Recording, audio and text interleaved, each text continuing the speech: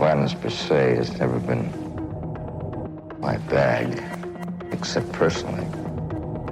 But in pictures it has, and I would like to try to at least portray it on the screen as it is.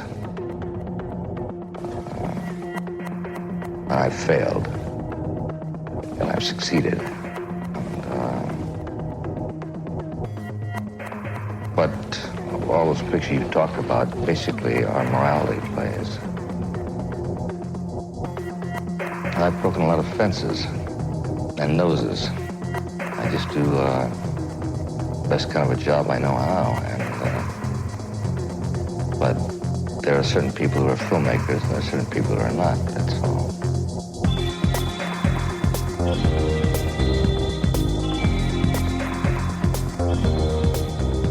Do you remember when we met? That's the day I knew you were my pet. I want to tell you how much I love you. Those are lyrics from Sea of Love, and I re-say them every night to my dog, Watson. This is Ken of The Good, the Pod, and the Ugly. Welcome to Season 10, Side Hustle, our penultimate episode. Side Hustle Season 10. We have been talking about movies made by people who are better known doing something else, mostly actors. We've done musicians. We've had writers. And now we have another writer, Richard Price, who is not actually directing, but his side hustle originally was screenwriting as he started as a novelist. As his career has gone on, it's almost like novels have become the side hustle and screenwriting has become the main gig. So almost a double side hustle in a weird way. I'm Ken. I'm your host. Thomas is not here today. He is stuck somewhere in Europe. Unfortunately, he's not near our other host, Jack, who is also stuck in Europe. But even better, I have probably our most frequent guest, Eric Vanderwolf.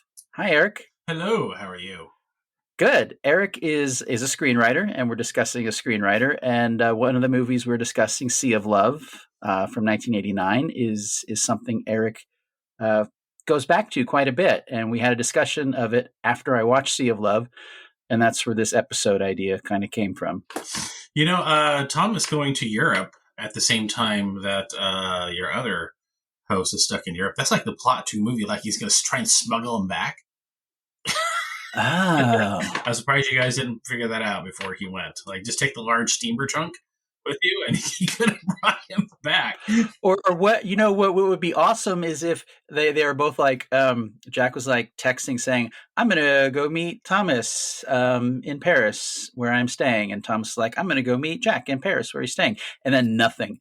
Nobody hears from them for days, and it's like Thomas is supposed to come home, and we don't know what it is, and we have to go over there and investigate. Would you go with me? Will you go with me? Fuck yeah!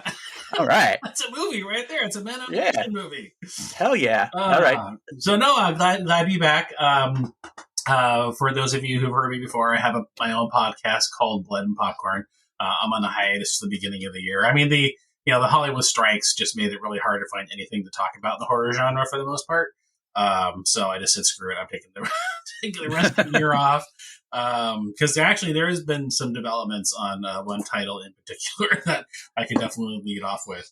But yeah, so no, it's good to be back behind the mic.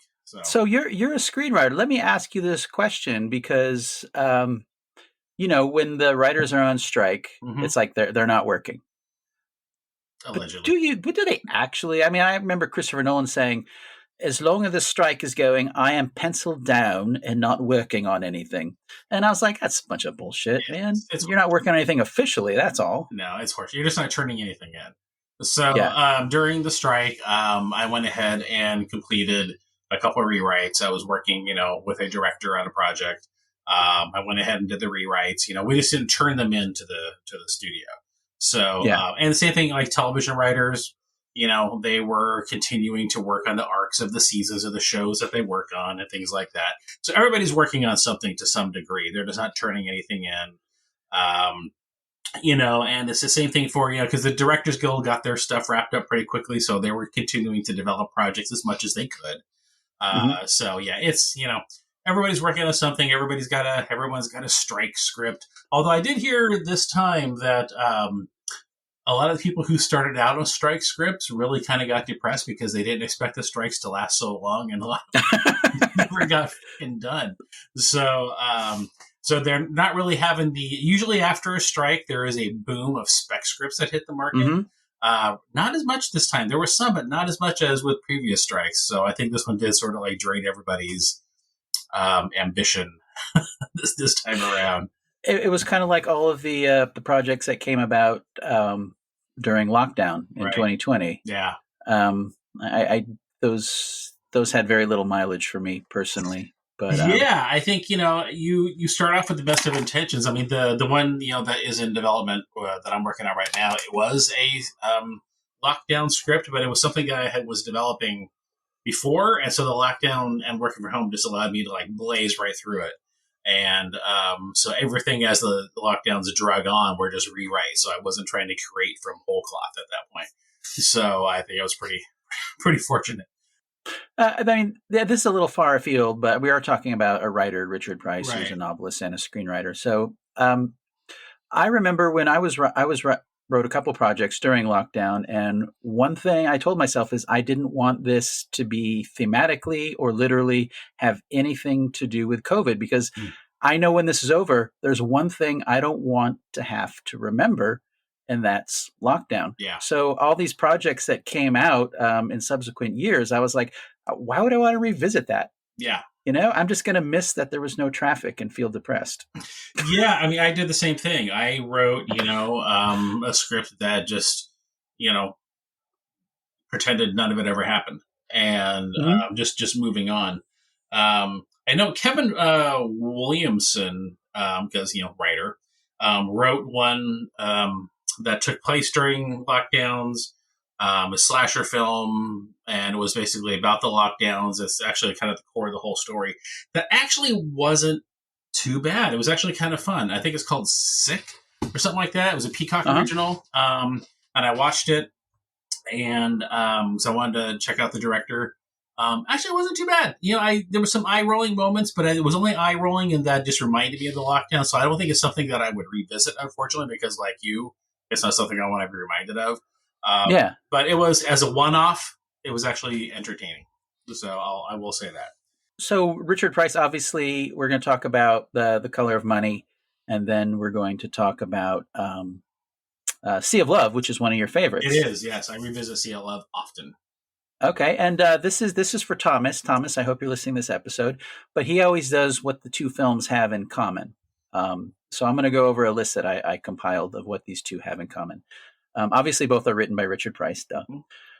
Both are considered comeback films by main participants in the films. Pacino was back after 4 years of exile after Hugh Hudson's Revolution, which was so disastrous, and he was so ridiculed for his performance, it almost single-handedly destroyed the British film industry. He basically, hid for 4 years, and this was a really big comeback, Sea of Love. And then, obviously, Martin Scorsese had a number of flops. Not artistically, but this was his comeback to prove he could make a movie with a studio, come in on time, under budget, and have a commercial project. So both these films are, kind of comebacks for those fellas.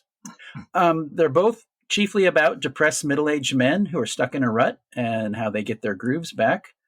Both have people singing along to songs within the movie, obviously the titular Sea of Love, and then Tom Cruise singing Werewolf of London in The Color of Money. They both have to do with men, occasionally angry and occasionally ecstatic about the use of sticks. Sticks could be a euphemism here. Both are based on novels, of which almost none of the source material is used on screen.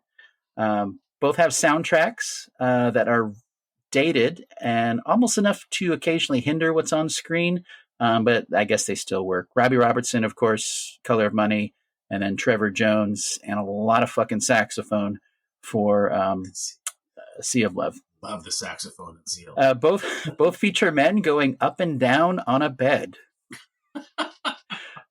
Each features a Coen Brothers staple and a standout early supporting role, John Goodman in Sea of Love and John Turturro in Color of Money. And both end with their central love story having fallen apart, but then they leave us with an uncertain but hopeful glimpse of the future. That's if you consider Tom Cruise and Paul Newman the central love story of Color of Money. And that is what they have in common. That's quite a bit. I sent you a couple videos of Siskel and Ebert reviewing both of these films. And what I find interesting is Richard Price now in 2023. He's kind of a name for people like you and I. I mean, we know he is. I've read. I'm a big fan of his books. Actually, he's written I think 9. I looked at the list. I've read at least 6 of them. Mm-hmm. So I'm a big fan of almost anything that he does. But back then, not so much. When did you first become aware of Richard Price as the guy who wrote Sea of Love and then subsequently other things? Probably The Wire is the thing he's most well known for as a screenwriter after that. So let's see, 1989, I'm still really starting out as learning screenwriting, and this is the time that I'm really sort of trying to decide whether to continue pursuing special makeup effects or writing. And the fact that my sculpting never really improved kind of decided that debate. And I also really enjoyed writing. There was just something about it where there's something about an art craft, where you can start working on something, say at 10 in the morning, and then suddenly it's 3 in the afternoon. Mm-hmm. And you just lose yourself in the process. And that's, why I stuck with writing. So at this time, I'm still learning about screenwriting, so I wasn't really aware of Richard Price per se, but I was really aware that Sea of Love was a very well-written movie, specifically from a dialogue standpoint as well, and just the characters and how they're drawn. So I was immediately, as soon as it came out on home video, I bought it, and I watched it repeatedly. So I was aware of his work without really knowing who he was at the time. In 89. And then in the 90s, when he had a bit of a run, then I was far more aware of Richard Price after reading articles about him in Premiere Magazine. Yeah. He had Night in the City, Kiss of Death, Mad Dog and Glory. Ransom was a big one he did with Ron Howard and Mel Gibson. Yeah. In the 90s, he had a pretty good run. Yeah, so that's when I really became aware, reading articles about him in creative screenwriting, Premiere Magazine. Then I was like, oh, he also wrote Sea of Love. Yeah. Now it all made sense to me. And really, his breakthrough as far as broader culturally was a book, Clockers, which is most people consider his masterpiece. I'm a really big fan of Lush Life. I don't know. But Clockers is great as well. Obviously, it's pretty much a masterpiece for the most part. And a little bit of how Clockers came to be figures into the development of The Color of Money, which was the first film he wrote that was released. So at the time in the 80s, Richard Price had written 4 novels. They were semi-autobiographical. They got mopier and less successful as they went along. He had written a script called Wingo, I think it was called, about a postman who wins the lottery, and it was kind of a calling card script. It was obviously never made into a movie. I would love to read it. It sounds, Richard Price writing about a postman winning the lottery. Sounds great. But very, very much known for, and I read this description of his dialogue, and I love it so much. He writes slippery dialogue. And if you think about it, that's such a great description of the way he writes, because none of it is obviously written in a way where it's elevated language. It's very simple language, but the back and forth between the characters says so much with saying something other than what they're actually saying. And he's so good at that. He's so good at character and writing from that place of character. I'm a big fan. But anyway, he worked with Martin Scorsese on a Night in the City script, which would be eventually made by somebody else. Paul Newman had reached out to Scorsese about being a director for The Color of Money, which the Tevis novel had just been released in 1984. It was a sequel to The Hustler. In the book, is completely different from the movie. Fast Eddie Felson and Minnesota Fats go on a tour together. It covers a broader period of time. He has a girlfriend whose shop that she opens is vandalized. A whole bunch of weird stuff having seen the movie, that they used none of it. They decided to go a completely different route.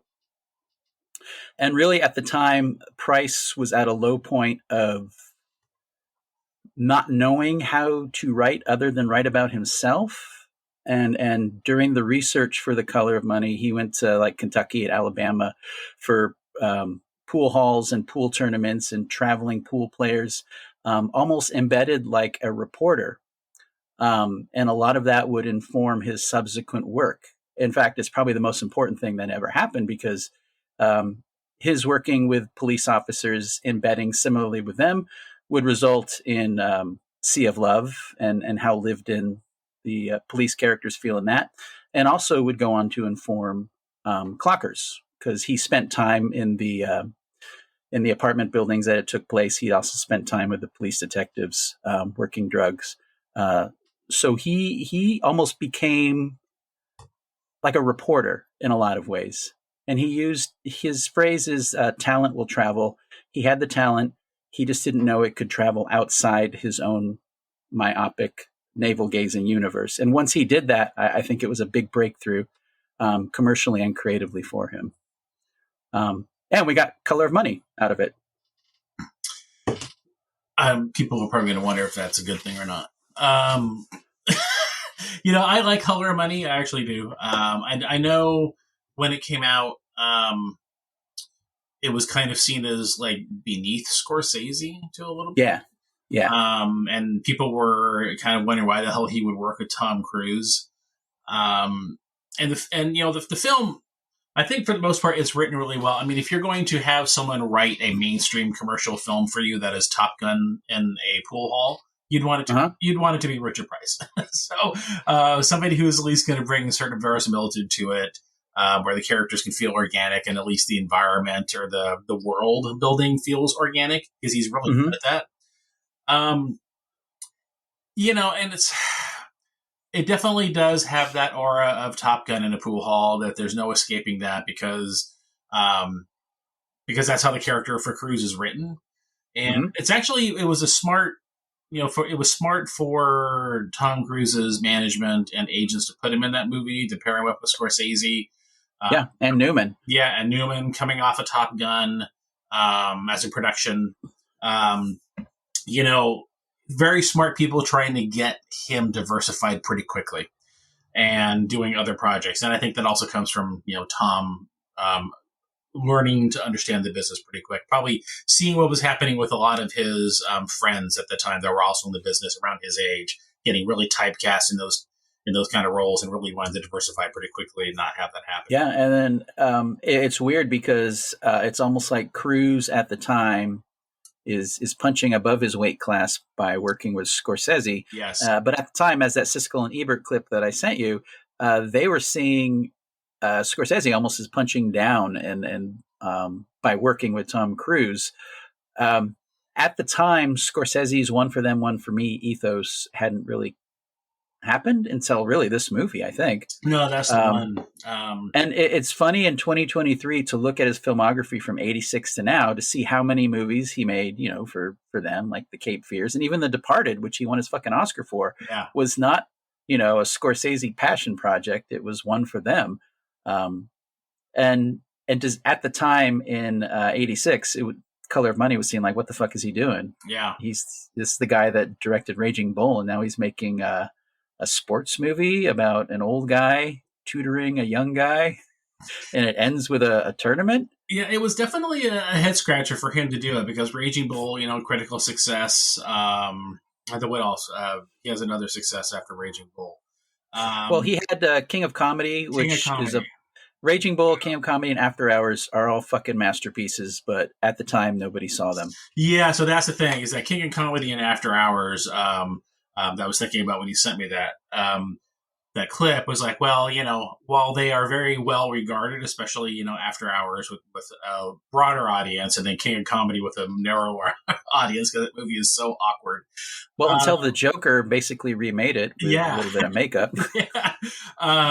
They didn't do very well, so he was probably, the one for them kind of feels like the best avenue for him at that time to keep working with studios. So as opposed to having to go a full independent route. Mm-hmm. And again, if you're gonna have someone make that movie, I think Scorsese, like Price, are good people to put in there. And can the film with that talent be bigger than the sum of its parts? Yeah, it was a successful movie. It It was. Yeah, it did well. Yeah, it did really well. Had a hit song off of it. It And did. Wait, which song was a hit song? it's in the way that you use it. Oh yeah. Yeah. So, we did well with it. I think was I working at the movie theater by then? I think I was. Mm-hmm. And it, 1986, you would have been 2 years old, right? yeah. So yeah, I can't remember if I saw it at the Rogue Theater or if I was working there yet, because no, I wasn't working there yet, because the first movie that I saw while working there was La Bamba. That was like 87, so it was pretty close. So yeah, it did really well. Did Newman get an Oscar nomination off that for Color of Money? The Color of Money, yeah. Price got nominated. Yeah. Newman won an Oscar That's right. Okay, for it. yeah. The year after he won an honorary Oscar, Yeah. in fact. And in a lot of ways, Newman was at an odd point in his career. He wasn't working very much. He had been working because the 70s was a bad time for him. Yeah. Both his personal life, his drinking life, and his movie life.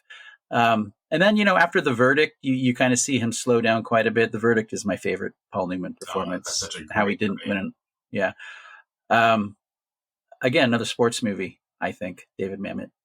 But this was also seen as kind of a risk, because revisiting one of his most iconic roles, Fast Eddie Felson from The Hustler. Right.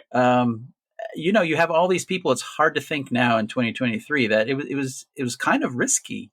A Scorsese who hadn't made a hit since Taxi Driver. Yeah. Tom Cruise possibly ruining his rising star by working in a sequel. There are a lot of things outside before it was released that were risky that don't seem such now. But no, because I feel like again, I think from a career management standpoint, it made a lot of sense to pair Cruise with Scorsese and Newman, and really sort of expand his brand to a certain extent. Mm-hmm. So really, really smart move by his reps. And the film, you look at the script. I feel like the script is probably, Price. He's having to walk that line. Right? I think it's better written than it is plotted. Yes, I would agree with that.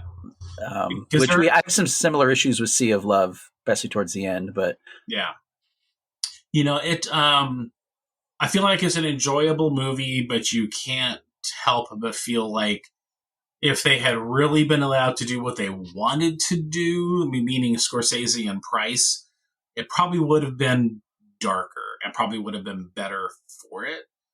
Well, that's interesting you should say that, because his original version of it Price's original version was a lot darker, and Fast Eddie Felson was a less likable character. And Paul Newman was, I don't like this guy. I can't play this. Yeah. So they worked a lot on softening a lot of his machinations, which you see in the one scene where he kind of lets Tom Cruise get beat up when he doesn't have any money. Right. And he's kind of looking down. It's a really cool scene. The environment of that place is pretty nuts. But they softened a lot of that. And what I think they may have lost, because part of the idea of the original script was Felson taking Cruise under his wing to almost save him from the same fate that he suffered. This is a spoiler for the end of The Hustler, but the end of The Hustler, he wins, but he loses. He loses, his girlfriend, and the main criminal says if he ever shows his face in a pool hall again, he'll be killed. Obviously, 25 years later, no one's going to remember that, right. But he hasn't played since, and in a lot of ways of what he lost from that, I think informed maybe the relationship, and that's kind of removed. Like there's a original line, I think it's in the published version of the script, where he says that if you keep going the way you're going, saying that to Vince, played by Cruz, you're going to make me look like a saint, meaning he's going down a bad road. And that doesn't really come across in the movie. And I think that tension between Newman, Price, and Scorsese, all kind of wanting to do a commercial drama, that tension is never reconciled in a way that makes the movie 100% successful in my book. No, because you are straddling that,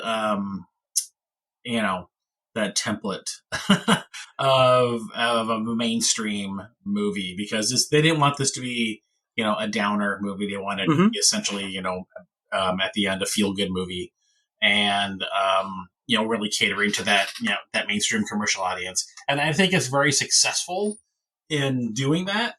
It's just a matter of whether it fits within the frame of what you expect from Scorsese and Price. And it's an ill-fitting glove, essentially, within that frame. And I do strongly disagree with both Siskel and Ebert in that clip I sent you about the ending. I think the ending is fucking great. It's like the ending of Rocky III. Spoilers. We didn't even do a synopsis of this movie, did we? You want to try and do a synopsis, and then I'll spoil the ending? Sure. In The Color of Money, we catch up with Fast Eddie Wilson, 30 years? 25 years later? 25 years later, after he has pretty much lost everything that meant something to him, and now he's feeling the urge to get back into the pool game. And along the way, he crossed paths with a young, plucky, overconfident pool player by the name of Vince, and seeks to reinvigorate his own drive through him. That's not bad. That's all right. Yeah. Vince has a girlfriend played by Mary Elizabeth Mastrantonio, who is amazing in this movie and amazingly well written. Yes. As well. Yeah, very good. Much like the main female in the next movie we're going to talk about, Richard Price writes amazing female characters, and that's not easy to do, especially in this era. She's very strong-willed and almost is like Vince's handler. And there's a period where Fast Eddie is trying to mold them to get in the right direction. And there's a part in the movie where he gives them money and says, "I'm done with you. I can't teach you anything else." And then that's when he gets his glasses because he can't see very well. It's an admittance of age, but also he gets these terrible looking yellow pedo type glasses. And one of the great things about the movie is I don't think you see Paul Newman's blue eyes after he goes to the eye doctor and gets those glasses. There's a montage of him shooting pool, swimming, and going to the eye doctor, and then he shows up with the glasses, and from that he becomes almost a different character, very focused. But the ending of the movie is a giant tournament in Atlantic City. It was actually shot. The interior was shot in Chicago, where they shot most of the movie. And it's in a bracketed tournament, and he eventually goes up against Tom Cruise's character. And Tom Cruise makes a few critical misses, and Eddie wins. And he's obviously like, "Oh, dude, I'm back." In his mind, he says, "I'm back" at the very end. And then it turns out that Cruise and Mastrantonio, they have become the master. They are no longer the being taught. They are now the teacher. It turns out Cruise threw the game to make a shit ton of money, and all Eddie wants is to get Cruise's best game.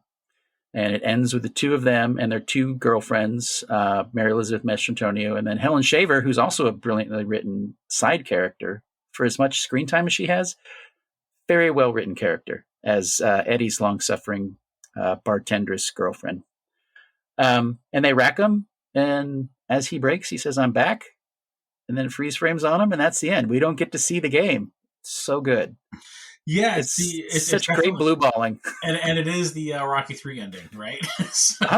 Yeah, because they exchanged the first blow, and we never see a hit land, and you get your credits. Yeah, because it's not the point of who wins at that point, and it's literally it's not subtext; it is text. I'm back. Yeah, Well, and the thing is that there are a couple really great scenes in there that are very quintessential Price, and one of them is when Paul Newman is playing against Forrest Whitaker, Yeah, and then he realizes that he's getting hustled and he didn't see it. yeah, And that is a really sort of devastating scene where he realizes just how far out of the game he is, and age. It's like the first, hint that he's gotten old hmm and dull in the game. And that's a really, really good scene. That's a hell of a scene. yeah. Um, There's a Ben Stiller, I think it's Saturday Night Live filmed trailer yeah, where he plays Tom Cruise, and John Mahoney, who played Fraser's dad, plays Paul Newman. And it's bowling instead of bowling instead of pool. It is hilarious. I think it's called The Hustler of Money. right. Track it down on YouTube. It is worth your time. Stiller's impersonation of Cruise is hilarious. But anyway, they recreate the scene where he's crying, and then Ben Stiller's Tom Cruise character makes a joke about that being his Academy Award scene. The early parts of Color of Money, kind of, I think I would like to have have seen it be a little more like California Split. Because those scenes in California Split where they're going around, they're playing these underground poker games and they're winning and that type of stuff, and they like get beat up for it. I mean, there's a little bit of that in that scene with Tom Cruise where he gets beat up because he doesn't have the money to pay as part of the hustle. So I would like to have seen like these a little bit of the darker pool hall life just beyond that one scene. But it's for the most part, I think Price does a really good job of painting the world, though, in the world. Yeah, there. and I think California Split, that is a really good comparison of what this movie maybe could have been. Mm-hmm. It probably wouldn't have been as commercial, and where it falls short is that California Split's never about winning the big score. No, it's a character drama, and where it ends up is not very surprising. No, and Color Money really straddles that line of being kind of a sports movie. Yeah, it does. Even the description when you pull it up on streaming, it's sports. It's a sports movie, and it can't quite get far enough away from that to make the other stuff wholly successful. I think it's the tension between those two that is the. And I love this movie. I think it's great, but those are the things that are barriers for me. Yeah, as far as sports movies goes, it really it's trapped by it, but it never really issues directly into the template of a sports movie. It's like shit or get off the pot, really. Yeah, you make a sports movie, let's do it, man. Yeah, it really does. I mean, it's there are some sports movies in the 70s. We talk about Slapshot all the time, also a Newman movie, where it's it's definitely a sports movie, but it's got so much going on with its other storylines that its shortcomings as a sports movie, as far as like, are they going to win the big game? It doesn't matter because of everything else that's going on, and it feels like Color of Money doesn't really have too much else going on to really make up for it. Well, I mean, the characters are so well written and interesting, and their little journey that they have. I kind of wish it was decidedly one or the other. Yeah. So, but at the same time, it's still an enjoyable movie. I like it. It feels like, I guess, Richard Price and Scorsese light. But again, these are two great people that you would want to make your mainstream movie and at least give it a little something extra. That extra is there, but it's just not, when you compare it to something like Sea of Love, which we'll talk about, that at least goes to the places you want it to go. And it feels like Color Money is just kind of held back a little bit just by being, a mainstream star vehicle. Yeah, and there are a couple things that really bugged me. I watched it last night about the script, where every time they would face another pool shooter, either that scene would end with either Fast Eddie or Tom Cruise's Vince repeating something that the other player said at the beginning. And they do that also with players that they play early in the movie and then are in the tournament. They do callbacks so many times for that stuff that by the time it was at the tournament, I was like, come on, dude. That's like the fifth callback where you were repeating something they said when they thought they were going to win. And, you know, a little bit goes a long way. And by the fourth or fifth time, I was like, this is stupid. You don't need that. No, you know, and I think that's, you know, that's where you get into commercial film territory. Yeah. Kind of like, okay, it's you know, it's the touching it multiple, it's the 3 times rule. You know, yeah, so yeah, and it really lessens the dramatic impact and the realism that they go for. And we have to discuss Michael Bauhaus's cinematography here. Mm-hmm. Brilliant. I know. I think it was Roger Ebert in his print review. His print review. He calls like some of the shots of the pool like it looks like a TV commercial. And I kind of agree, but that doesn't really bother me because I think it's beautiful. It's almost like him doing. I mean, you could say the same thing about Jake LaMotta in the ring at the starting of Raging Bull with all the smoke. Yeah, I mean, it's the same thing. It's with balls instead of a guy in a ring. It doesn't bother me, and I love the way he moves his camera and it swoops in on people. I don't know. Scorsese directing here, doing a commercial movie, seems to be having a lot of fun. And working with like a legendary star like Paul Newman, right, and then a young rising star Tom Cruise, that could be really difficult for a guy who hasn't had a hit in 10 years. But he's great with both of them. They're both wonderful. No, I think they are. You know, there are times that the Cruise character can become annoying, but at the same time, he's supposed to be. So it's like, how do you straddle that to where, you know, you're not turning off your audience, but at the same time, you're conveying who the character is. Yeah. He likens him to a racehorse. Yeah. An untamed racehorse. Yeah. So, I mean, it's, you know, and when he sees that they're just like small time hustlers, like, you know, how long are you going to be happy just being able to pay for the hotel rooms that you get, you know, there's the bigger score out there. And, so I think, you know, it works in that regard as well, taking him under his wing. So there's a lot to like about it. But you know, what's funny is that when you would think about Scorsese's career, I don't think anybody ever mentions The Color of Money. Ever. And yet, The Color of Money, if it did not happen, he would not have been able to make The Last Temptation of Christ, or most importantly, I think his masterpiece, Goodfellas, yes, which was 3 years later? Yeah. That movie could not have happened without proving he could get in, make the movie, not go over budget, not go crazy. With Color of Money. Yeah. Yeah, I mean, it's a really important movie. Its production is so important for Scorsese's career afterwards, and then equally as important, if not more important, to Price's career going forward as a writer. Mm-hmm. It really changed the way he looked at how he engages with the wider world. You really have to sort of remind yourself that Scorsese directed Color of Money because, again, it's just hardly ever mentioned. It seems because it has Tom Cruise in it, it almost seems like it's considered like a throwaway late 80s movie. And it's just, which is unfortunate because it does have a lot to offer. Even if it's, like I said, Scorsese or Price light, it's still a good movie. I just don't think a lot of people really think about it and consider it a good movie. Yeah, I think it's a fascinating movie for the career arc for Price, Scorsese, and Cruise and Newman, for Pete's sake. Newman is like toward the tail end.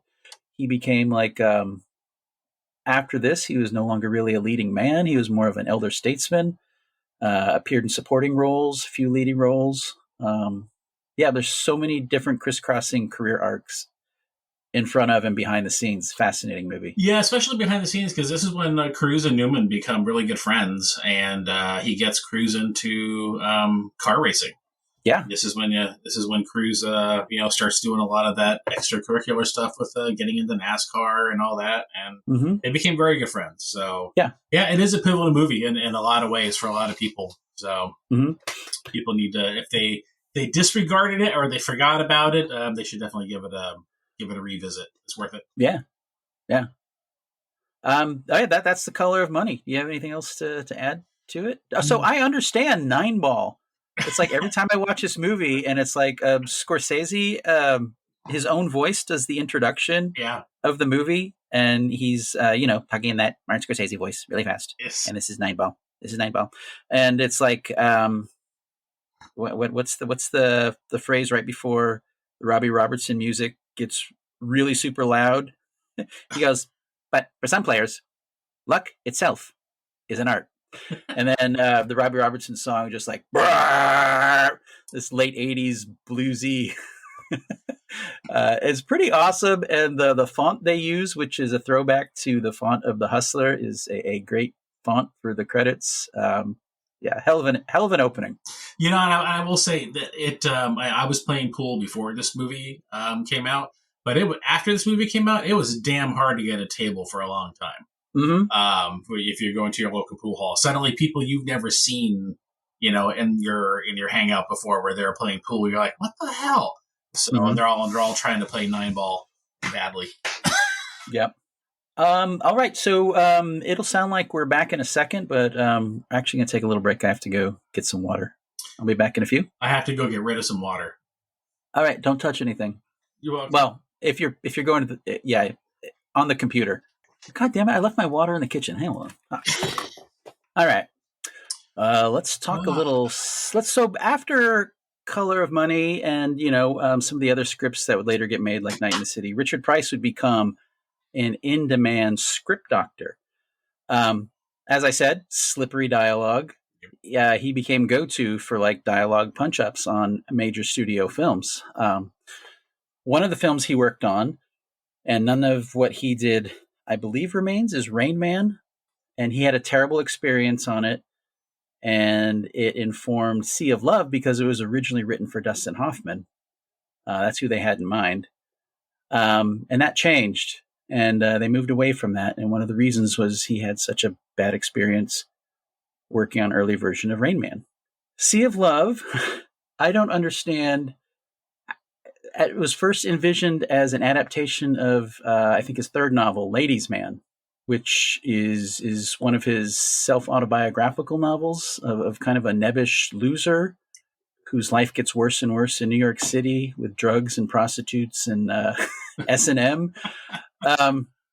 And he said one day he thought, well, maybe I could turn the lead character in this story, Kenny, into a movie character. All I have to do is give him a gun.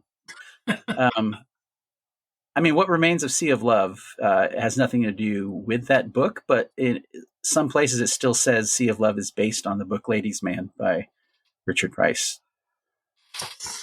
I think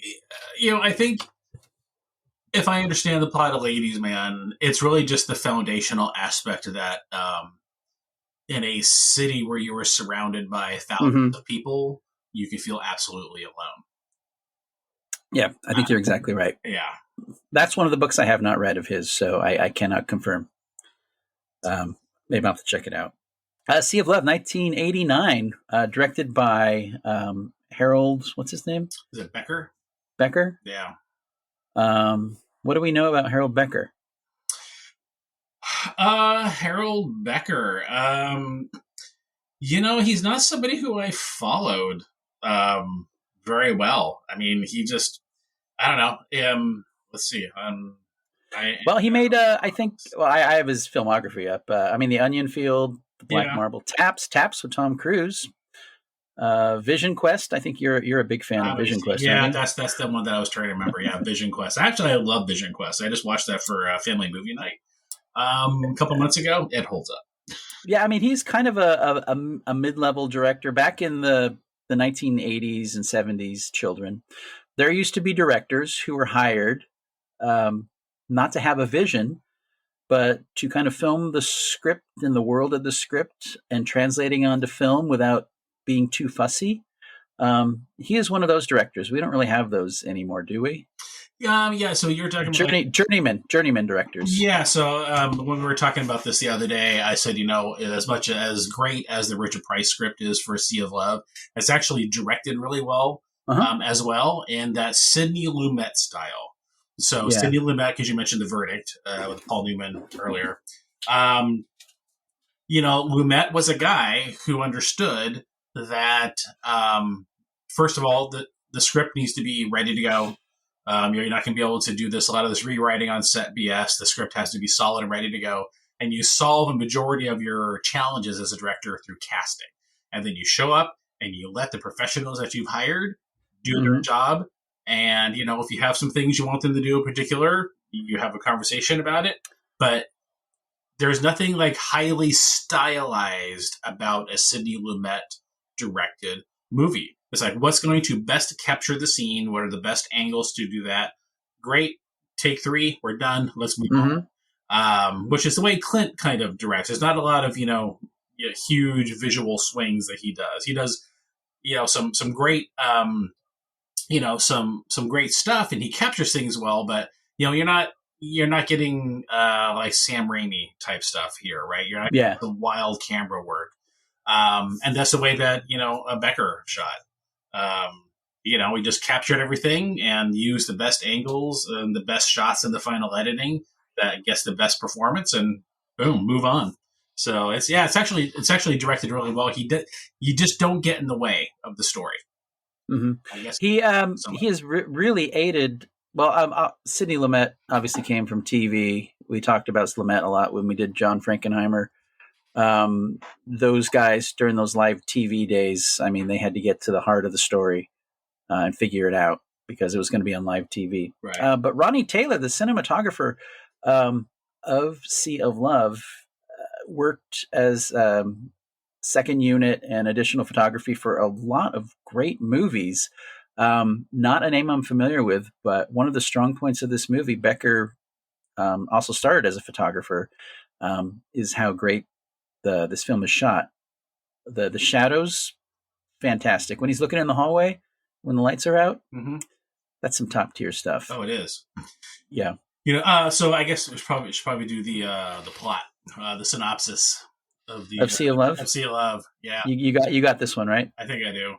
Okay. All right.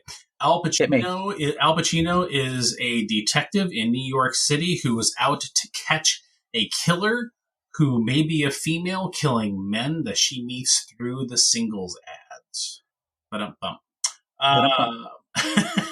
And so the thing about, this qualifies as an erotic thriller, of course, right? And it does have one fairly sexy sex scene with not a lot of nudity. Yeah, Ellen Barkin is in this. And of course, so the additional aspect to the plot is that Al Pacino ends up falling for one of the suspects who may be responsible for the murders. And it kind of fits into that. I know you're also a big fan of Joe Ezerhaz, that jagged edge sort of template. And they mentioned that in that Siskel Liebert review, Jagged Edge, and I think Fatal Attraction, maybe even. So, I mean, the erotic thriller, you go back to erotic thrillers have been with us for a long time. And in the early days, there were those noir films like Double Indemnity that even though they didn't have a lot of, quote unquote sex, on scene, they were very sexual in their storylines, right? And so then like 1983, you get Body Heat. Is that 83 or 84? It's in that time frame with William Hurt and Kathleen Turner, and Mickey Rourke. And then at that time, that was considered like it was a hit, and it was considered very risque and for the time. But it's like 1987, Fatal Attraction is when the starter pistol for erotic thrillers really just goes off. And that's where you get, Sea of Love to a certain extent. It's like building on that momentum. And there was a year before, the same year as Color of Money, there was another Ellen Barkin movie called The Big Easy. Which also was extremely sexy and very sweaty because it took place in New Orleans. And one of the brilliant things about Sea of Love is the introduction of a detective from another precinct played by John Goodman. And how clever Price's writing is when he is introducing these characters, and they're wonderful characters, and they have these exterior lives outside the movie. You really feel lived in that. It's a mystery, so you think they might be a red herring. So we have John Goodman, who, spoiler for The Big Easy if you haven't seen it, is a cop, and he turns out to be the bad guy.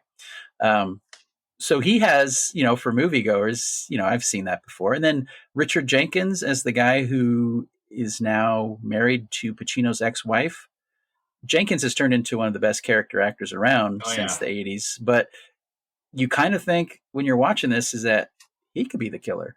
The movie introduces so many different threads like that, that if you didn't know who Michael Rooker was in 1989, like I did, Yeah. you might have been fooled. I wasn't, but spoiler: Michael Rooker is the killer.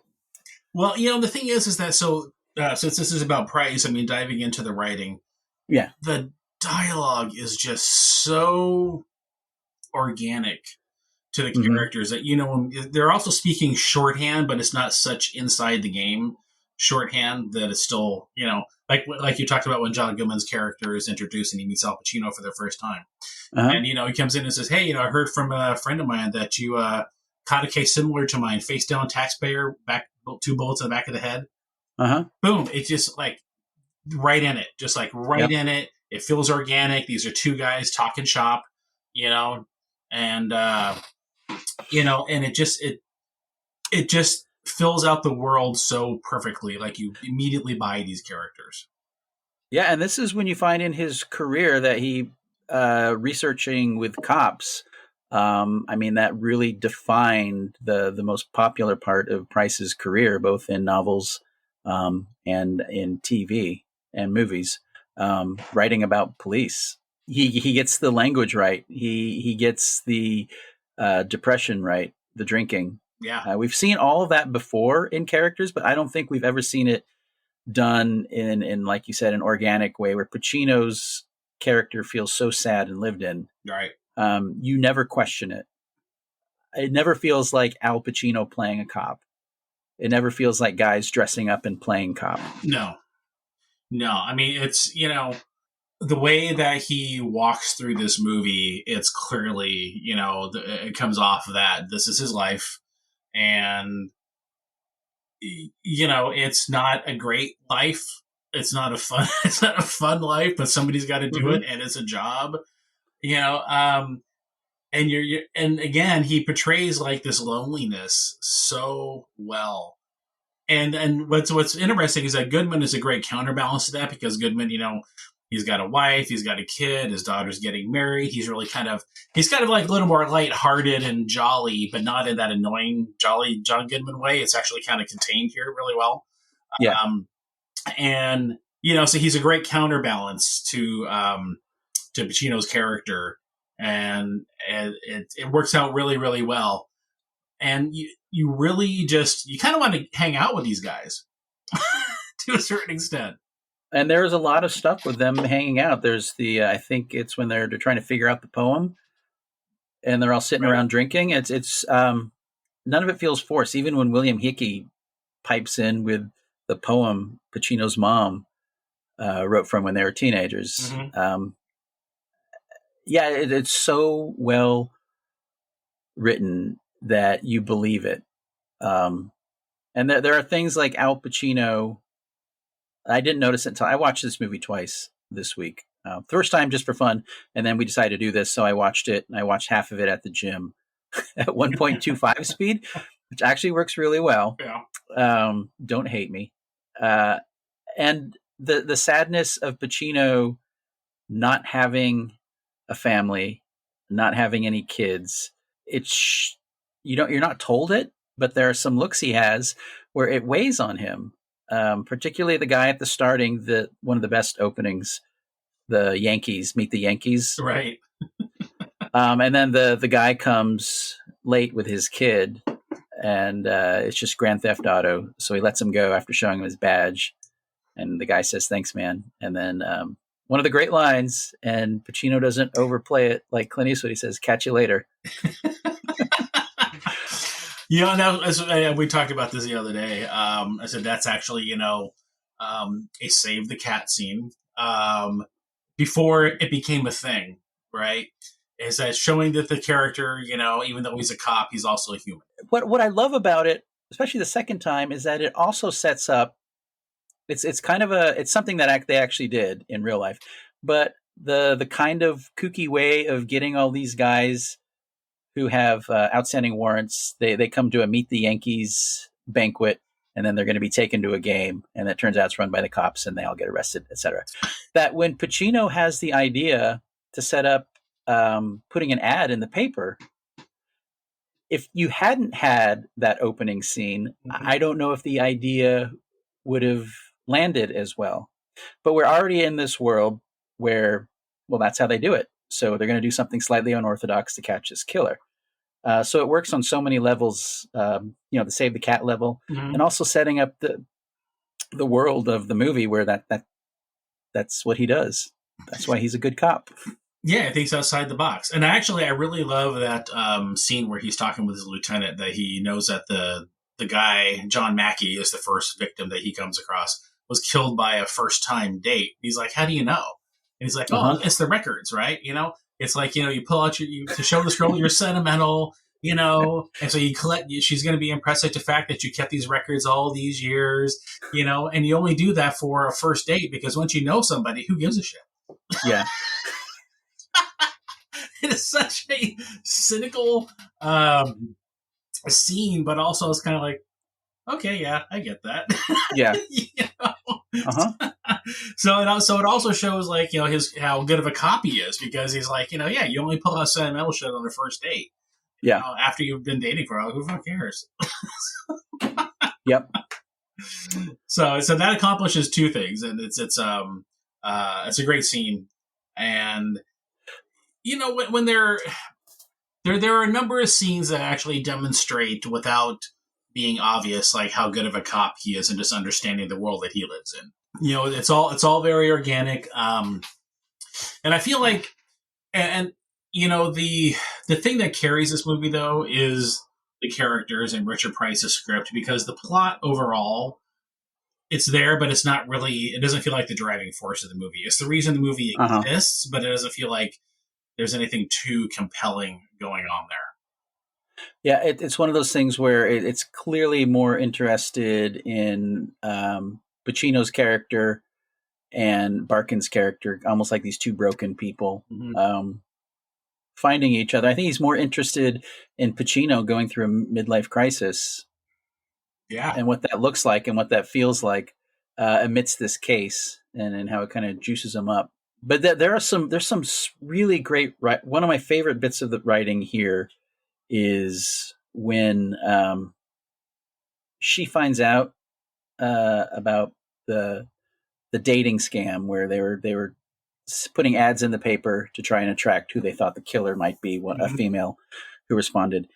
And then she gets mad, and then Pacino goes to her house and then says he lied about that. It's really weird because we know he didn't lie about it. That's actually how they met. But then he says that he said that to try and push her away. Right. It's such a weird, vulnerable lying moment.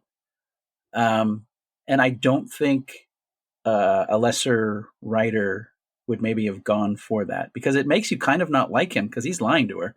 Yeah. He told her the truth, and then he's backpedaling, saying, no, I just did that because I didn't want to push you away. Like a sad sack, like a poor guy. It's very manipulative. But it also shows how desperate he is for a human connection. Yeah. Right? So, I mean, again, one of the themes of this movie is how alone you can feel when you're even in a city surrounded by several thousand people. I mean, so one of the great scenes is that when they are doing this, meeting these women for the personal ads, is that woman comes in who's older, and and she's very conscious of the fact that she should have said how old she is. And he's assuring her, like, no, look, you look better than women half your age and that kind of thing. And so she thinks, it's going somewhere. And he's like, you know what? I'll give you a call, later. Because as he's trying to wind up the date, she just looks. He says he's got to pick up his son. He says, I have to go pick up my son. I have to go pick up my son. And he's like, so well, I'll call you later. And she's like, no, you won't. And then later, as they're continuing to do these dates, he sees that she stayed in the restaurant and has been watching the entire time. And she leaves in tears. And that is such a devastating scene with no dialogue, right? You didn't need any dialogue for that scene to just be a stake in the heart. And it's like, oh, man, that poor woman. That's awful. That's terrible. And again, this thing that she is alone and people reaching out for a connection and not finding it, even in a city of thousands of people. Yeah, and those are the grace notes that another screenplay would not have included. And speaking of not included, I have to say one great thing about this movie in 2023 of what this movie doesn't have. It doesn't have an explicit explanation of why he's depressed. There's no 10-minute opening scene where he's with his partner and he accidentally gets his partner killed, or his now ex-wife's brother was his partner and he gets killed. And the movie doesn't become about him overcoming grief. It becomes about something more nebulous and human, which is just like he's in a rut and he's fucking depressed because that's what happens when you get middle age. And over through the course of the movie, he gets out of it. But I feel like a modern movie that there would have to be an inciting moment that made him depressed. Like you can't just be depressed because you're a human being and it's normal. Yeah, he's just a cop who's fucking bummed out. Yeah, he drinks too much because of it. Yeah, there are a couple times that he talks about because the film finds him at his 20-year anniversary being a cop, which is when a lot of cops start thinking about retirement. And there are a couple of times when he's apologizing to he's not really his partner. They just got paired up on the John Mackey case originally, and this partner happens to be the person who his ex-wife married. So that almost feels like a little convenient plot device, a tiny bit. But and because what that does is that through that weird, awkward relationship, we find out that this 20-year thing is kind of kicking his ass a little bit. He is feeling midlife crisis. So it's brought up and he mentions it, he says, hey, this 20-year thing is kicking my ass. I'm sorry for the way I treat you. And then, but then it's never belabored. Like you get it and there's no need to keep kicking that horse at all. Yeah, I think in a modern movie, there would have to be something specific that made him sad. Because people just can't be sad in movies these days. No. Because it's a human. It's part of the deal of being a human being. Yeah, it's just those are studio notes because they feel like the audience needs, because we. So the thing is that we when you read this script, it's a very dense script, right? It's very thick. It's a fast read though. It reads like one of his books. Yeah, but now because you have multiple like. For a scene, because Richard Price is a painter and he spends a lot of time on the direction, letting you know what's going on in the scene and basically what it should feel and how it should look and what's going on. Now, so he's got 10, 12 line blocks of paragraphs. And in today's screenwriting world, that would be considered overwritten. Yeah. And now it's kind of the max you're allowed to have is 3 lines. So you have to find a way to really be economical and effective with overwriting in the case of Richard Price means some executive doesn't want to look at a page with a lot of scene setting that maybe is lost in modern screenplays, but it's only overwritten if it's not overwritten if it's good, and having to pull stuff out that would not create a fully formed world would mean a journeyman director like Becker might not have been able to direct it to the degree he did, because he's pretty much directing the script as written. Yeah, it almost feels like an old school script, and the script's pretty much shot as is. It's well done, but there are no flourishes or daring creative choices that vary from the script that you would get now. It really feels like now it's like they want the barest template and they want a director to come in to either juice it up or fuck it up. Yeah. So the current state of screenwriting, as far as really trying to have a lot of what they call white on the page, so easier to read through, it comes from multiple things. It does come from the director as auteur saying, don't tell me how this is supposed to be lit. I'll decide how it's supposed to be lit. So there was it's that possessive directing credit argument all over again. Who's the real auteur? Is it the director or is it the writer? And that kind of thing. So directors started pushing back, I don't need all this extra stuff. I'll figure out what I want it to be. Right? I need the story. I need the dialogue, that type of thing. And then it's also the fact that the business has become so accessible because of the internet and all these contests that there are executives and agents and producers have to read a ton of material. And so they're like, as much white on the page as possible so we can get through it. And then really it's become a town that looks for every excuse to not read. Yeah. And so if it doesn't feel like a movie on the first page, or if it's got way too much direction, that's considered to be like a lack of confidence in your writing to a certain extent that you have to over describe, and boom, it gets chucked. So there are multiple reasons why we got to this particular stage.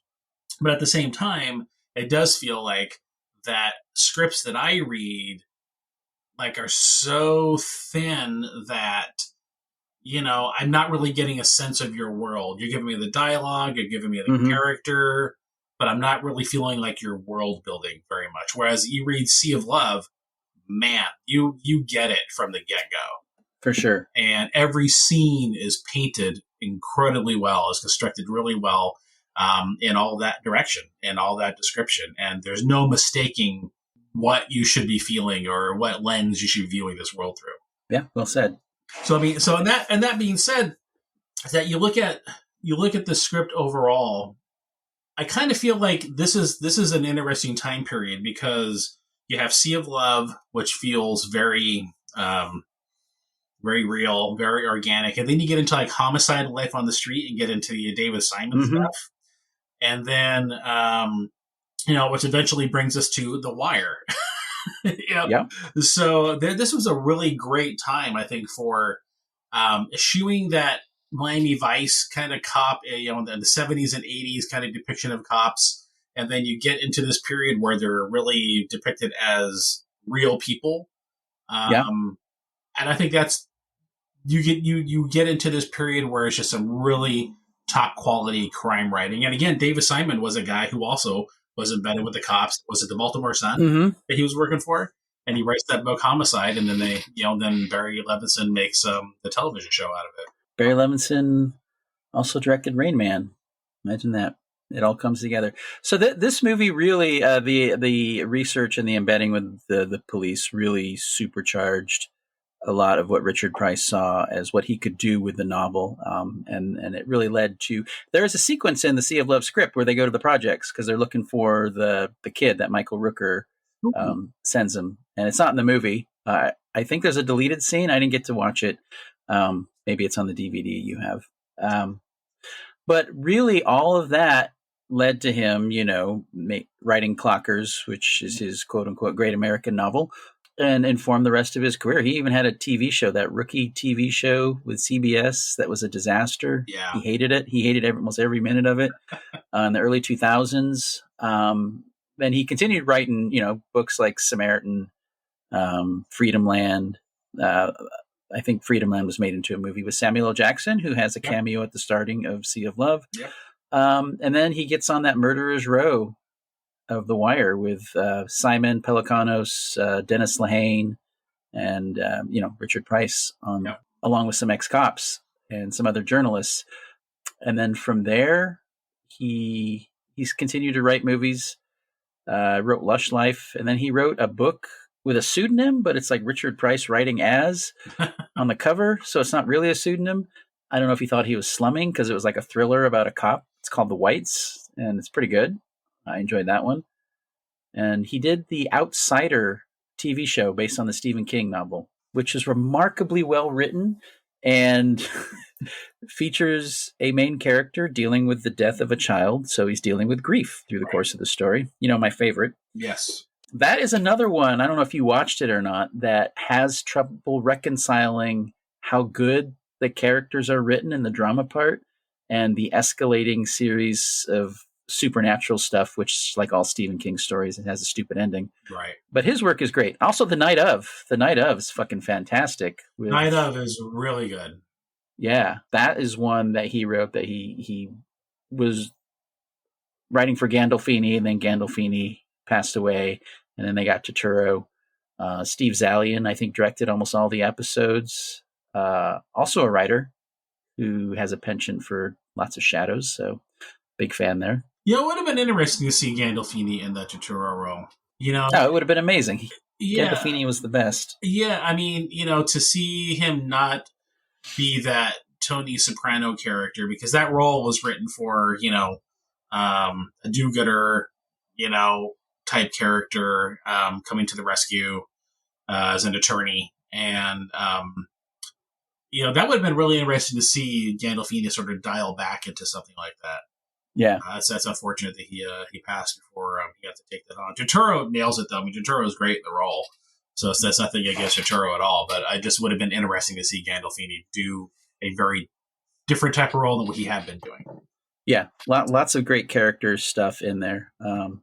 Really depressing show. Yeah. I think it's still on Max, unless Max has sold it to Netflix. We have been talking about this for almost 45 minutes, and we have not talked about one of the most famous lines in the movie. Come the wet ass hour, I'm everybody's daddy. So that's actually my least favorite scene in the movie. It's a great line, though. It is. I mean, the shoe store scene where somebody comes in and recognizes him as a cop, while in Ellen Barkin's shoe store. Oh man, yeah, that one. I know that scene feels a little forced to me. It feels like it would, because that a criminal might come in and recognize who he is. I don't know. It would have made more sense to me if they were kind of like out and about and another cop saw him, right? I don't know. He's a Manhattan cop. They mentioned that a couple times. Yeah. And then it also is another instance for him to lie to her about why he didn't tell her. Yeah. It's another instance where he lies, and we know what he's lying. And it really risks us not liking him, and risking not liking your protagonist is great. It's so refreshing to see somebody not always make the right choices. Even at the end, when he lies to her about the wire, after telling her and then saying he lied about that. It's so refreshing to see people doing things that are human and maybe not very likable. But within the whole character, he's so compelling.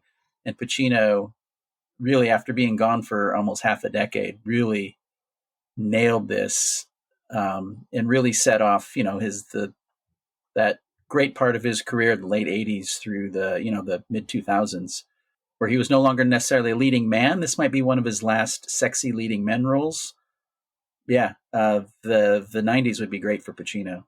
But I did in a way the 80s weren't. Yeah, I did like the lie he told her, though, in that shoe store scene, as far as why he didn't tell her. It's kind of like, when you tell someone you're a cop, they treat you differently. Yeah. So I thought that was actually a very well told lie. No, it is, because it comes from a place that the best lies have as much truth in them as possible, right? Yeah. So that really works. And it's a really good good use of dialogue in that one. But that review sent to me by Siskel and Ebert for Sea of Love. They talk about Pacino just having a string of terrible roles before Sea of Love, and they were glad to see him in this movie again. I have to disagree. First, in that time period you're talking about, he does Cruising with William Friedkin, which is a great movie. I know it didn't land very well because of its subject matter, but it's a really good movie, and it's a really good acting role by Pacino. Well, like I said, Revolution almost ruined his career. It ruined Hugh Hudson's career, the director. It destroyed a film studio in Britain and was one of the costliest missteps in British film history. And as some people single it out as having, kneecapped the British film industry. And Pacino's performance in particular as, a Revolutionary era father conscripted into the war and talking like a New York guy from the 1970s, was made fun of. And there are like parodies of it from the 80s. So it was a big deal of how low he had gotten at that point. And Cruising was a bomb. I mean, it's a great movie. Yeah, it's but a really good movie. Between that and I think Author was a minor Pacino. But you also have Scarface in this time period too. Yeah. Yeah, which probably was more popular on home video than it was in theaters. So I will say that I don't think it was a box office hit, actually. Yeah, it really feels like Pacino came back and he's playing a version of himself, because he had just come back from he was nearing 50 at the time this movie was made, and he had gone through some years, probably of some soul searching. Maybe I'm guessing he went back to the stage, which was his first love, to refine that spark. And he is like totally commanding movie star presence in Sea of Love. Yeah. And also a great fucking dramatic actor. Yeah. You know, he, and this was before he started playing the same role over and over again, which is in that Scent of a Woman era. Hooah! Hooah! Too fucking old. Too fucking blind. So yeah, and I remember when Premiere Magazine did a review of the movie. They did take like a shot at him saying if he plays one more cop role, he's going to qualify for a pension.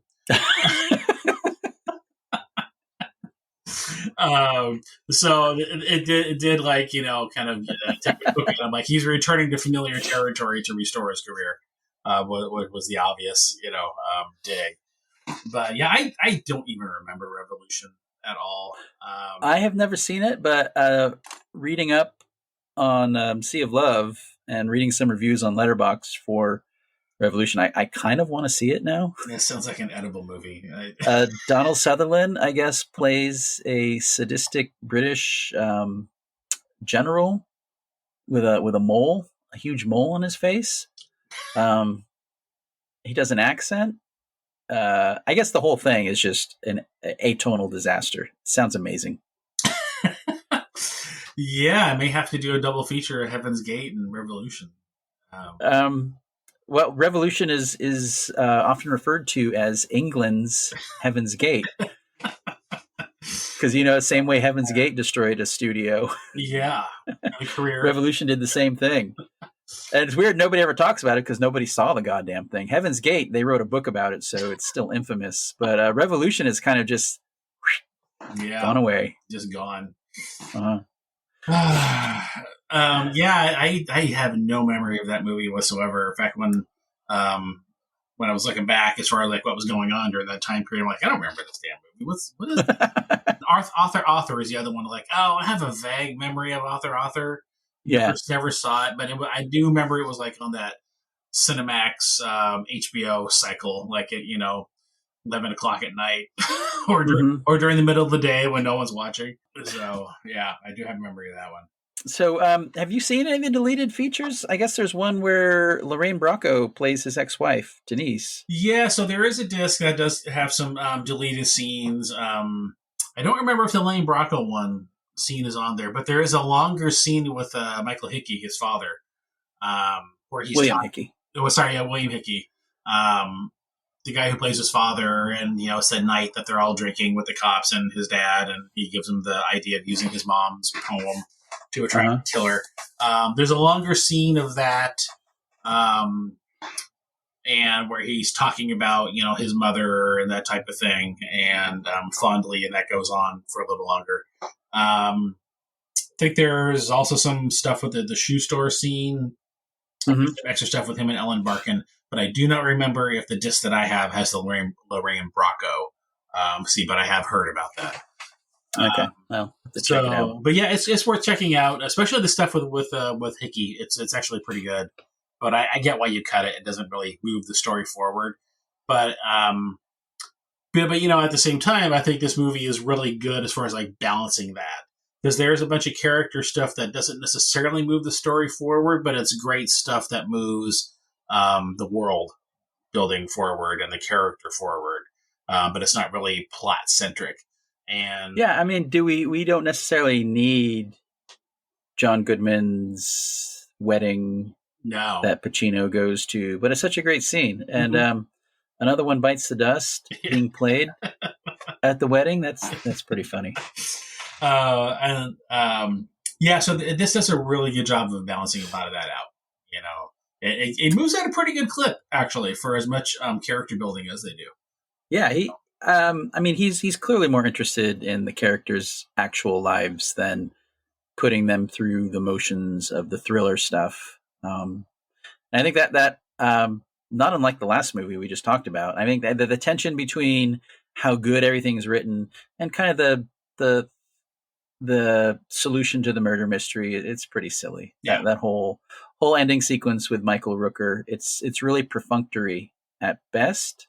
And the movie really never really reconciles. I think it's a lot more successful because I think Price has a better handle both on screenwriting, what goes into it, and he had done the background on what it's like to be a police officer at that time. And his writing, I'm going to go back to the person who said his dialogue is slippery. It's so good because you read the scripts and there's not a lot there, but what they say is so has so much meaning to it behind it.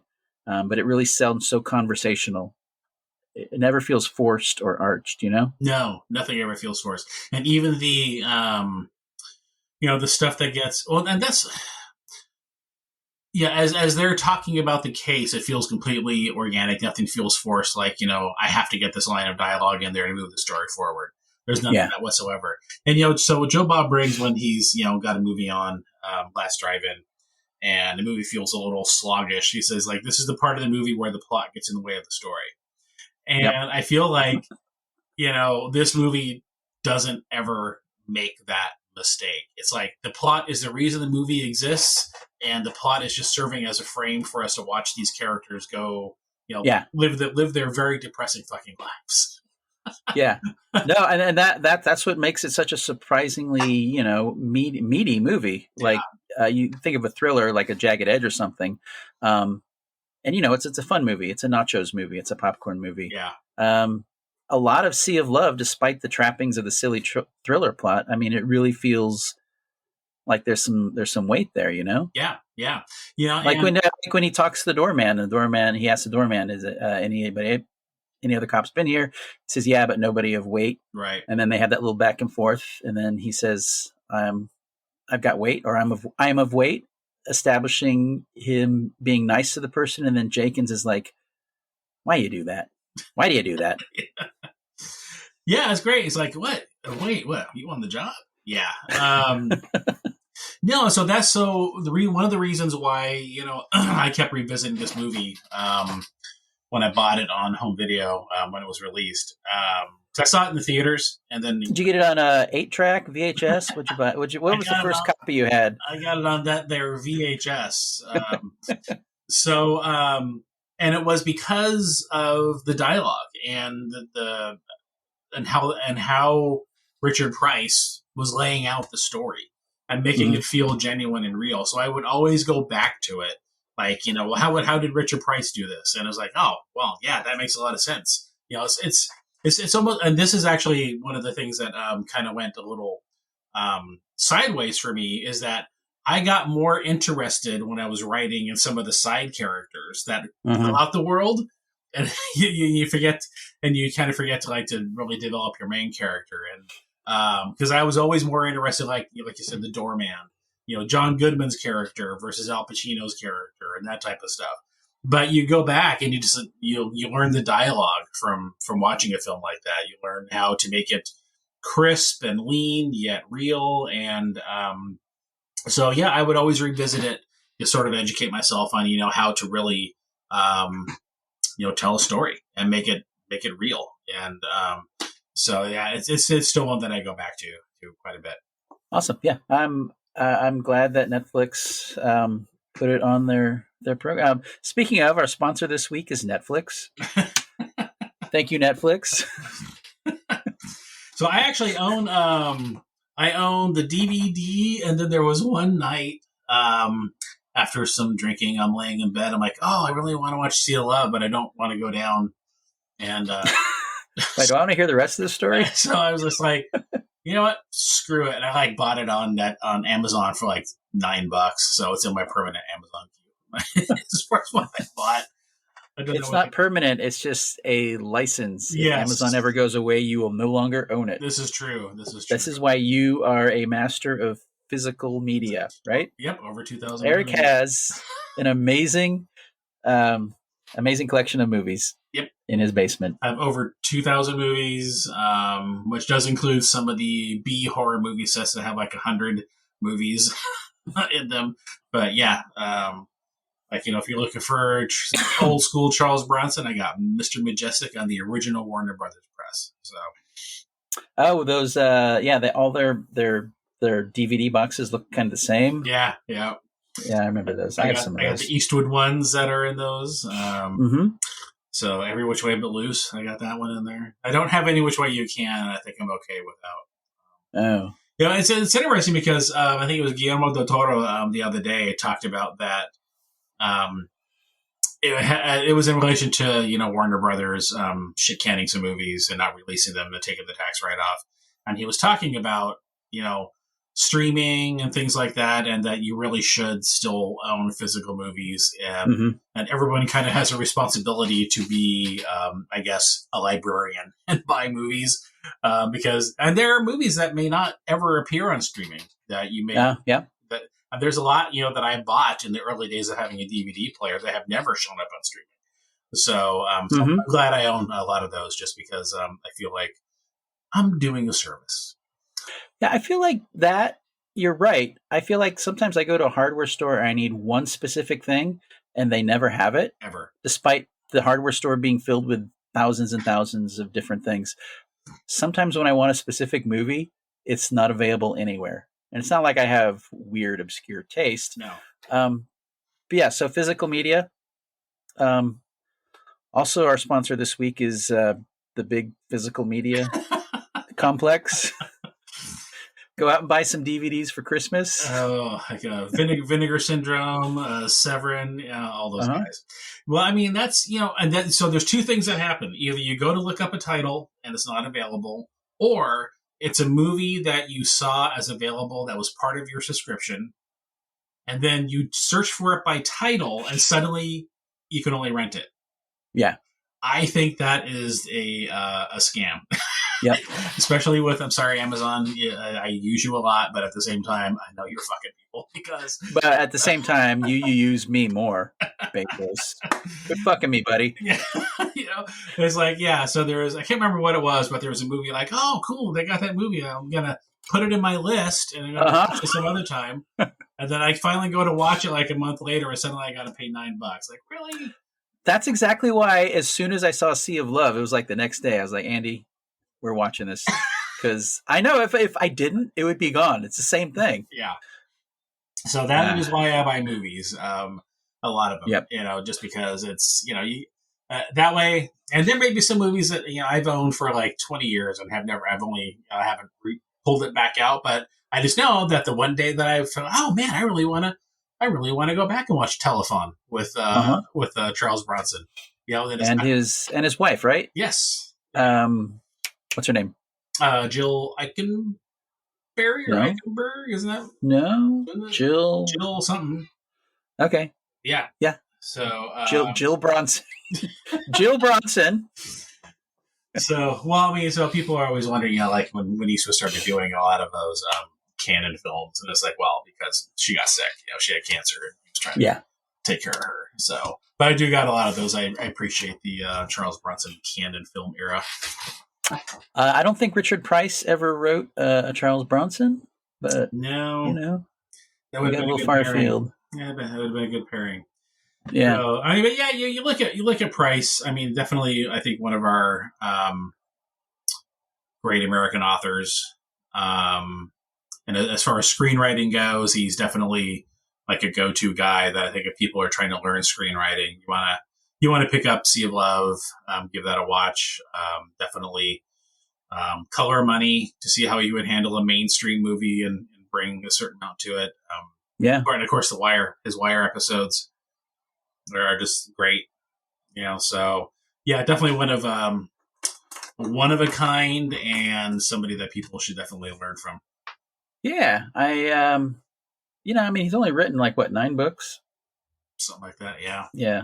And he's really leaned further into film and obviously TV, which is fine.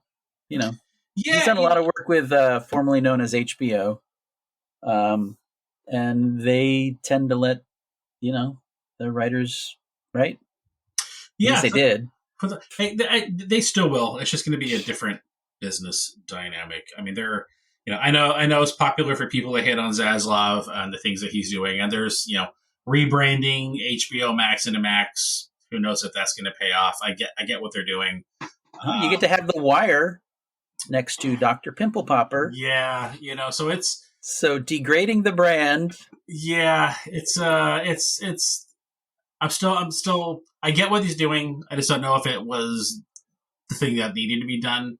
But that studio, AT&T ran that studio into the ground, and he's just trying to turn things around quickly, which is obviously gonna ruffle some feathers. But at the same time, it's like you have to understand. Yes, it's a business, but also you're a business that deals with film and art, so you at least need to don't break the china while you're trying to move. So. Well, I mean, Price is worked on The Wire the night of. I think he worked on that show, The Deuce. Yes. The Pelicanos Simon show. Yeah. And they did The Outsider. So he has pretty much been set up at HBO for a good decade. Yeah. So. Or more if The Wire started in the early 2000s. But yeah. Yes. So it's yeah. So I think he is. Price is going to be one of those guys. I think television is probably his better form now versus movies because he could do, tell a much broader story over time. Yeah, what I would really like, and no offense to Spike Lee, I'm a big Spike Lee fan, but I would love a period piece Max series adaptation of Clockers to include like the whole book. It's such a big book. It's like, I know people make fun of the word Dickensian, but it's a big ass book. I would love to have like an 8-episode series of Clockers. Yeah, I think that's the really only way to do a lot of these books justice. I think now, especially a book like Clockers. And I know TV is sort of like the go-to now for a lot of these, and I think that's. Like I said, it's probably the best way to do a lot of these books justice to really capture the book. Because there's nothing worse than being a fan of a book and then going to watch a movie, which has to be, they used to have to be under 2 hours. And then, if you were a fan of the book, The Color of Money, or the book Ladies' Man, and you went to see both the movies we're talking about, you would have been really disappointed. That happens. Yeah, I think TV. I really like Price in the long form, like Night of. I think Night of is so well constructed, and it's not something that you can do in a 2-hour film. So. Yeah, and it was created for TV, right? Yeah, yep. Wasn't based on anything. No. Yeah. So. It was based on a 2008 British series, but obviously, American justice system is quite different from the British one. So it's like CSI Sydney. It's the same thing, but different country.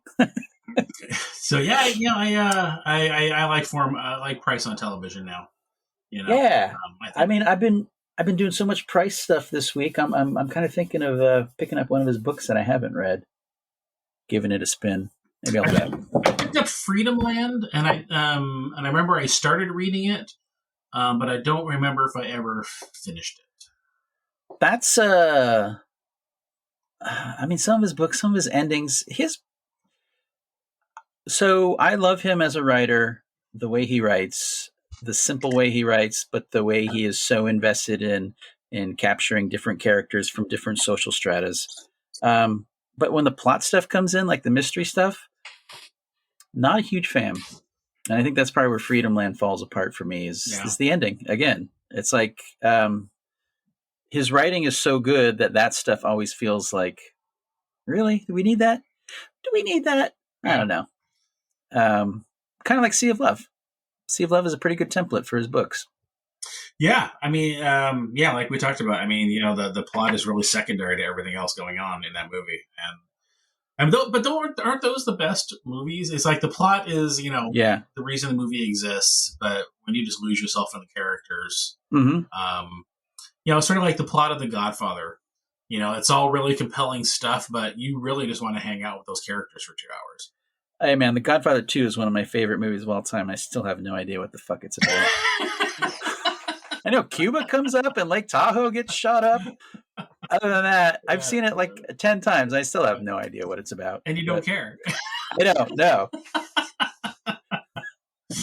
And I think those are the best movies. Honestly, it's like the things that are so plot driven, just they're such a slave to the plot that you kind of lose sight that there are characters and you never get to know them as real people.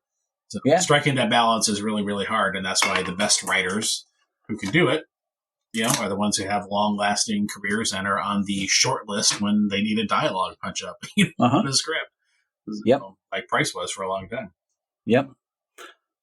This was a lot of fun talking Richard Price with you, Eric. Yeah, no, I said great. Sea Love, one of my favorites. Like I said, I always revisit it often. I have for many, many years. And I was actually, when you had sent me a text saying, hey, I just rewatched Sea Love. This movie holds up really, really well. And I'm like, oh man, I thought I was the only person who appreciated this movie for more than just like a throwaway late 80s thriller, because there's a lot more going on there. So it deserves more respect. Yeah, I agree. Yeah, totally. As always, I want to thank Weird AI for our theme song. I think we got one more episode with that theme song, and then we're going to get a new one. Obviously, thanks to Eric and Jack for doing the editing when he gets around to it. We're obviously on all the social medias that you could possibly find. If you're listening to this, you know where to find us to listen to us. And Eric, you want to tell everybody about your podcast? Yeah, so Blood and Popcorn, it focuses on horror for the most part, but it's actually much broader than just that. Like I said, I'll be doing episodes again come January because I had a lot on my plate to get through. Still do. So January looks like when I'm going to be able to free up a little more time and get back to it. And again, the strikes kind of made it, there wasn't a lot to talk about, but there will be moving forward. So I figured, I'll just go ahead and take a break until January. So as far as writing goes, I know you have a bunch of stuff that you've written that is in various stages of, development. Are you working on something new? Are you trying to crack the nut of a new story? What do you got going on for 2024? I do have a new thriller that also is a horror film, but it's going to be more geared towards adults. So think The Omen. That's something I'm working on. So that's a new project that's I came up with, and so far it's been a lot of fun, and I'm really looking forward to getting it done. My plan is to have it completed by January. Okay. And have it out. So, all right, I can't wait to read it if I am offered the chance. Yeah. So got a lot of stuff brewing. The strike, being 6 months long, and who knows, it may go on longer depending on the Screen Actors Guild vote. That seems to be a little tenuous, as I now hear. So we'll see. But the strike definitely just screwed everything up, slowed the business down. So everything is like 6 months delayed. So we'll have to correct the timelines now. All right. Well, good luck with that. Yep. Thanks again, and thanks for listening. If you're listening, if you got this far, you must be a big Richard Price fan. That means you can be our friends. Bye.